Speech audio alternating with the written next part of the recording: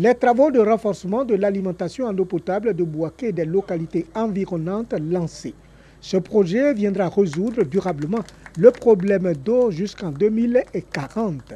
À la mi-mars 2018, Bouaké et 120 localités voisines ont connu une pénurie d'eau causée par l'assèchement de la retenue d'eau de la Loca. Le volume d'eau, qui était de 25 millions de mètres cubes, variait entre 0 et 8 000 mètres cubes en fonction de la pluviométrie. Ce qui fait relever le maire de Botro, Yao Kwasi Maurice, que ce projet vient soulager une population qui a tant souffert.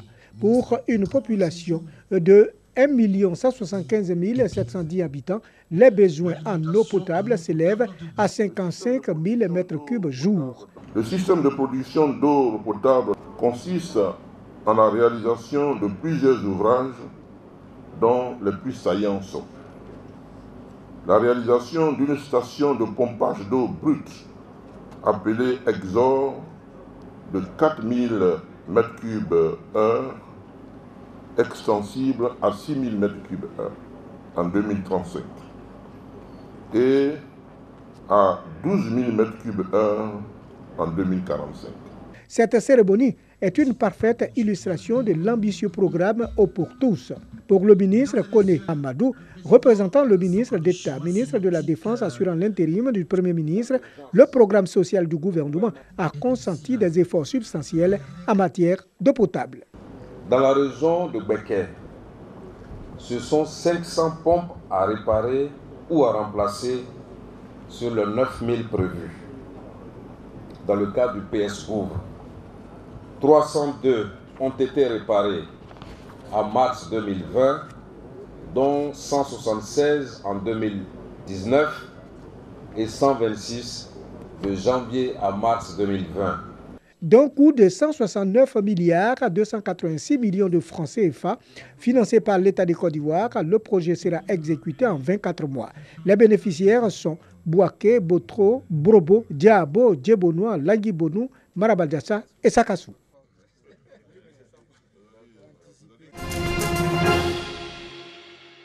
Ouattara, 21 ans, est un jeune majeur. Comme la plupart des personnes à cette cérémonie, elle est venue demander de l'aide. Actuellement, où je suis, je n'ai pas de pièces ni de choses. Il y a besoin d'un extrait d'une pièce pour me faire enrouler. J'ai perdu mon extrait il y a longtemps. Bon, je ne savais pas comment faire pour retrouver. Aujourd'hui, comme j'ai appris que non, on fait des extraits pour aider les gens. Voilà pourquoi je me suis approché pour me renseigner, c'est pour retrouver.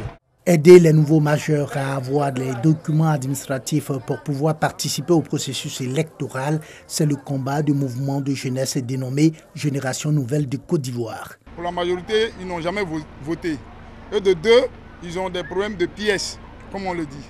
Voilà. Donc aujourd'hui, c'est à juste titre que nous avons organisé cette activité d'aujourd'hui en venant à Grand Bassam pour sensibiliser cette jeunesse-là et prendre toutes les dispositions pour aider cette jeunesse-là à pouvoir obtenir ne serait-ce que des pièces qui peuvent les amener à pouvoir se faire enrouler. Génération Nouvelle de Côte d'Ivoire est une organisation de la jeunesse proche du Rassemblement des Ufotistes pour la démocratie et la paix. Autour d'un repas, l'ONG Petra Rock convie 100 orphelins. Objectif, les sensibiliser au respect des mesures barrières et recueillir leurs besoins en termes de formation en vue de les soutenir. Être orphelin n'est pas une fatalité.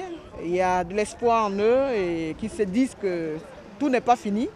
Parce qu'un orphelin peut devenir un ministre demain, ou même un président, pourquoi pas. Donc je leur ai dit de ne pas baisser les bras, de ne pas perdre espoir, mais de se lever et de suivre réellement les formations que l'ONG va payer pour eux, pour que demain, ils deviennent eux-mêmes leurs propres chefs. Séances tenantes des prises en charge sont remises à chaque jeune.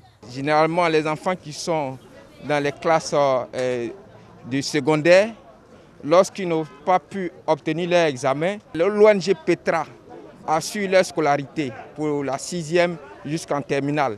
Maintenant, ceux qui sont sortis du système scolaire, l'ONG Petra finance et la plupart du temps, ces formations qualifiantes, ces formations diplômantes. Bon, à chaque rentrée scolaire, ils nous donnent des kits scolaires. Au Nouvel An aussi, ils nous donnent des cadeaux. J'ai perdu mon père, ça fait 4 ans maintenant. j'ai arrêté les cours en classe de terminale. Et c'est cette dame-là, grâce à elle, aujourd'hui, je suis une formation hôtellerie, cuisine. Depuis la classe de primaire, je suis là et je ne fréquentais pas, je n'avais rien à faire parce que j'étais découragé. Et cette femme-là, cette bonne dame-là, a eu le courage de venir et ils ont expliqué ce que l'ONG Petra Rock fait pour nous. Et je me suis introduit dedans et vraiment, je suis vraiment très content, très heureux parce qu'elle a fait beaucoup. L'ONG Petra Rock est une ONG chrétienne engagée pour la cause des orphelins qui ont prié pour la paix et des élections apaisées en Côte d'Ivoire en 2020.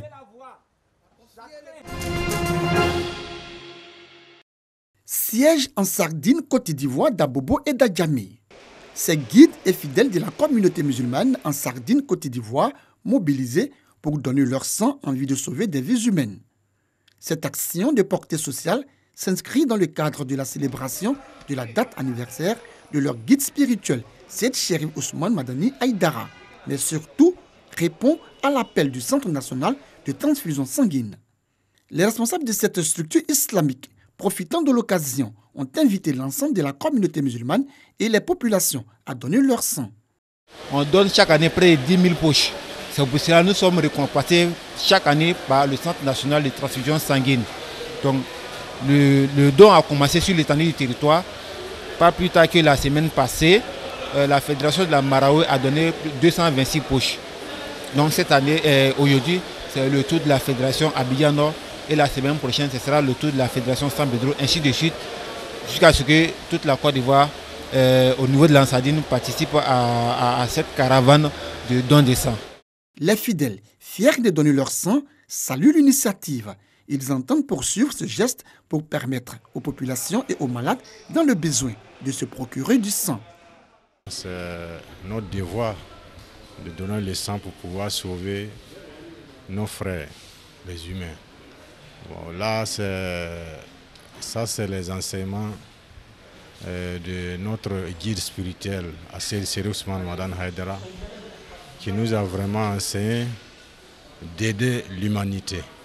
Donc chaque année, nous on fait ce don de sang. Les informations que nous avons au niveau du ministère de la Santé, des donneurs de sang ont diminué. Sur 100% des donneurs de sang, il y a 70% qui ne répondent plus à l'appel. Donc vraiment, nous sommes très heureux d'avoir répondu à cet appel pour pouvoir donner nos sangs et sauver des vies. Les initiateurs promettent de multiplier cette action dans d'autres quartiers des communes du district d'Abidjan et des villes de l'intérieur en vue de lutter contre la pénurie de sang constatée dans les centres de santé et banques de sang. Riyad a annoncé que le Hajj prévu fin juillet serait limité à 1 million de personnes de toutes nationalités se trouvant à l'intérieur du royaume saoudien.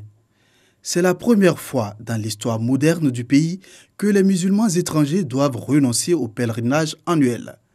Mais cette mesure apparaissait comme de plus en plus inévitable après que plusieurs pays ont annulé les pèlerinages pour leurs citoyens. L'annonce officielle a cependant ajouté à la déception pour les musulmans qui souvent attendent de longues années pour se rendre au Hajj, passent par une préparation spirituelle et doivent économiser d'importantes sommes pour le voyage. L'Indonésie, qui compte la plus importante population au monde, envoie traditionnellement le plus gros contingent de pèlerins au Hajj. Mais elle avait renoncé début juin au pèlerinage devant les risques liés à la pandémie. Le pèlerinage à la Mecque est l'un des 5 piliers de l'islam et un voyage que tout musulman, s'il en a la capacité, doit entreprendre au moins une fois dans sa vie. Mais cet événement, qui voit chaque année des millions de personnes converger vers les lieux saints de l'islam, risquait pendant la pandémie de devenir un énorme foyer de contagion du nouveau coronavirus. L'Arabie saoudite est le pays arabe du Golfe le plus touché par le coronavirus, avec une recrudescence du nombre de contaminations. Les autorités ont officiellement recensé plus de 161 000 personnes infectées, dont 1307 sont décédées. La décision de limiter le pèlerinage aux fidèles déjà présents dans le royaume devrait permettre de limiter les risques sanitaires. Mais certains s'interrogent sur le rôle de l'Arabie saoudite comme gardienne des lieux les plus saints de l'islam, source de pouvoir et de légitimité religieuse.